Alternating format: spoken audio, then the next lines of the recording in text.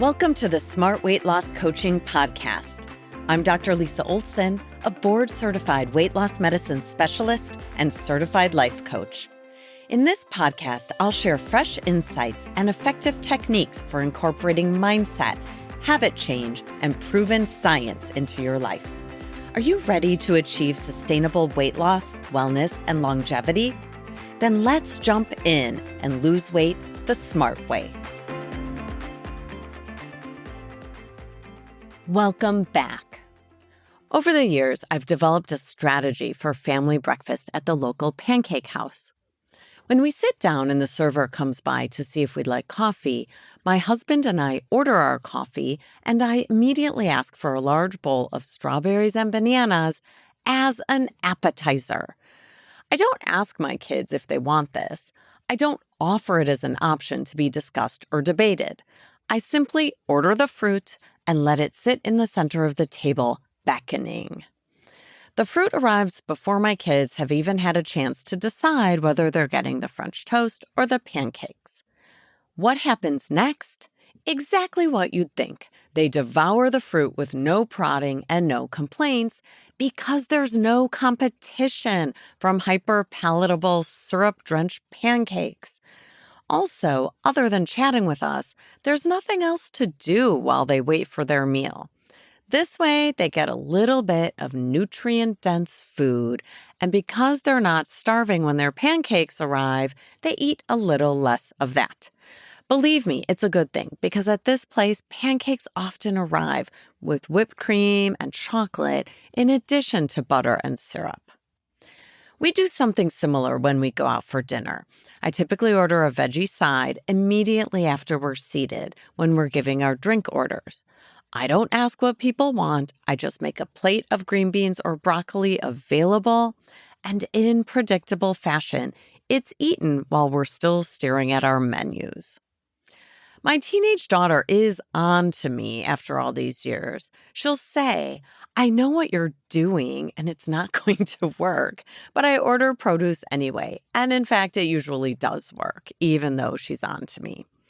With the rest of us noshing on green beans like finger food, she capitulates and enjoys some too. By the way, this system works for adults as well as kids. We're all likely to eat what's in front of us, and I'd rather have it be broccoli than a bread basket.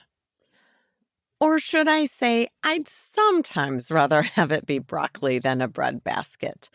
Nothing is forbidden. When we work on weight loss or eating nutrient-dense foods in order to improve our health and longevity, we want to limit the effort involved. As soon as we introduce choices, things get harder. The more decisions we have to make, the more challenging it is to make the healthy choice. What would you like to drink with dinner? Do you want an appetizer? Do you want the large or small portion? Do you want your fish grilled, fried, breaded? Do you want a baked or mashed potato or fries on the side? Do you want a sauce on your meat or a rub? Do you want a vegetable or not? The list of decisions is long. And that doesn't even include the decision whether or not we're going to eat at home, go out to eat, order carryout or delivery. Simply choosing where we want to eat is already a decision that depletes our willpower by creating some decision fatigue. Seriously, you might not feel fatigued by that decision, but studies tell us that even fairly easy decisions deplete our resolve to make healthier choices later. We all eventually develop decision fatigue when faced with too many choices. This is one area where the research disagrees with the saying, variety is the spice of life. Sometimes keeping it simple, making decisions in advance, and limiting choices is the smart thing to do when we're trying to create healthy habits. With too many decisions to make, we lose our resolve to have a healthy meal, and while we might not go all the way to the food carnival, we probably don't land on our ideal food plan either. Think about Mark Zuckerberg, Steve Jobs, and Barack Obama. What do they have in common? Each of these smart men made deliberate decisions to wear a uniform of sorts. Zuckerberg with his signature hoodie or t-shirt, Jobs with his black turtleneck, and Obama with his gray suits. This was a deliberate decision to free up their mental energy to focus on decisions they considered more important than fashion. When we study people who have lost a lot of weight and kept it off for many years, we find that these folks eat the same breakfast most days. They have very little variety in their food. This data comes to us from the National Weight Control Registry. If you want to make weight loss easier, offer yourself the same breakfast and lunch most days. Take the decision out of it. Stick to a few tried and true dinners, or at least a basic formula for your meals. For example, I ate fish plus a vegetable made on the grill every night at home for years until my husband couldn't take it anymore. I did add potatoes, rice, or bread for him eventually upon request.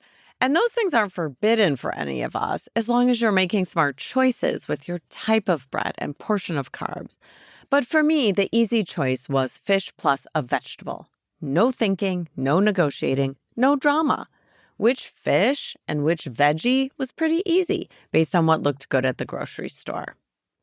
For breakfast, I have steel-cut oats with fruit, nuts, and seeds most days during the fall and winter. And I have the same fruit, nuts, and seeds with plain Greek yogurt during the warmer months. I occasionally have avocado toast with an egg and some spinach when I feel like shaking it up. That's it.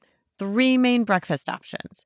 The only variety comes from which fruit I have on hand based on what's in season and what type of nut I have in my pantry. More often than not, I have a container of mixed, raw, unsalted nuts that I use. I make the mix myself, and I include almonds, walnuts, cashews, and occasionally pistachios or even pecans. A study conducted by Tracy Mann and her team looked at how to increase the vegetables kids eat at school. When faced with an array of foods in the cafeteria line, they ate very few carrots because there were other competing choices that looked better to them. On any given day, only about 10% of the kids at school were choosing carrots from the line. So they tried something new. They had kids go sit at their tables in the cafeteria first, where each seat had a little cup of baby carrots in front of it. More than 50% of the kids ate their carrots, even though they weren't instructed that they had to do so. Because it's not always practical to have kids sit down first in the cafeteria, they tried another study where they gave the kids a little cup of sliced red bell peppers while they were waiting in line. Some of the kids weren't familiar with red bell peppers, but after giving them out to everyone in line, more than 6 times as much red pepper was eaten as when the cup of red pepper was competing with other foods for the kids' attention in the cafeteria. Interestingly, after just a few days of this experiment, the kids started choosing more red bell peppers when they went back to offering them with the rest of the food in the cafeteria. It seemed the kids learned that they liked red bell peppers. With all of this information in mind, we can do 3 easy things for ourselves to increase our produce intake and improve our nutrition and our weight. We all understand that eating more fruits and vegetables is good for us, right? Leafy greens, broccoli, cauliflower, and blueberries have all been linked to better health. I don't think that's a newsflash for anyone here. We just need to make these healthy foods the easy foods to eat. Action item number 1. Offer up a vegetable before the other foods. That might mean having a plate of carrot sticks or a bowl of edamame out on the counter or table before the rest of dinner is served. Or perhaps you'll have a side salad before you serve dinner. When you put the salad out on the table at the same time as the rest of the meal, now you've given yourself too many choices. If you serve the salad first and only offer the rest of the food after the salad course, now the choice is between salad and nothing, just like I do at a restaurant with my kids. And in this case, the salad looks pretty tasty, right? Just like the broccoli or green beans or the bowl of strawberries and bananas. When your produce isn't competing with other food, you're much more likely to enjoy it and eat it. Action item number 2. Keep a fruit bowl with easy-to-grab fruit out on your kitchen counter. When you're offered fruit or nothing for a snack when you're hungry, you'll probably choose fruit. Offer yourself fruit that's easy to grab. Oranges are delicious, but the effort involved in peeling an orange can be just enough to deter people from having an orange as a snack. And as we've all experienced, if you're offered a bowl of berries or a cookie, well, now there's some mental drama to deal with. So put your fruit out, make it easy to grab, make it the obvious choice, and don't offer a competing option. Action item number 3, prep your produce. This one often gets me. I buy a lot of produce and sometimes it sits until it spoils without anyone eating it. I hate that. It's not that we don't like it, it's that I didn't do the prep to make it easy and appealing. I love radishes, for example, but when I buy radishes and stick them in the bottom of the vegetable drawer, they'll languish there until they get limp and eventually they get thrown out.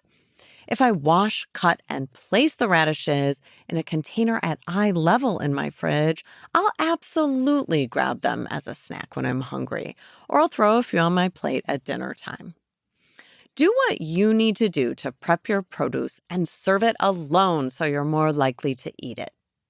These are just a few of the practical research-supported tips we talk about in my Smart Weight Loss coaching program.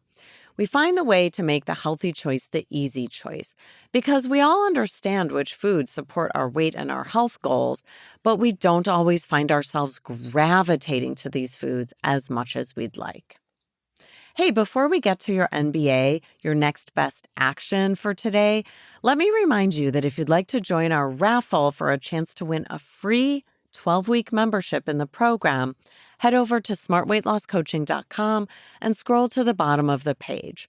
Go ahead and fill out the subscribe to our newsletter form with your email and number and write the word raffle in the message section. We'll draw a winner soon and we'll announce her name before Thanksgiving. Now, back to your NBA, your next best action. What's one thing you can work on today related to this episode? I know I have radishes in my fridge, so my NBA is to prep them so I'll actually eat them. And I'll also put some carrot and celery sticks out this evening while I'm making dinner in case anyone wants to munch on veggies before they eat their meal. How about you? Thanks so much for listening. If you'd like more support during your smart weight loss journey, check out our group coaching program at smartweightlosscoaching.com. Until next time, stay well and stay smart.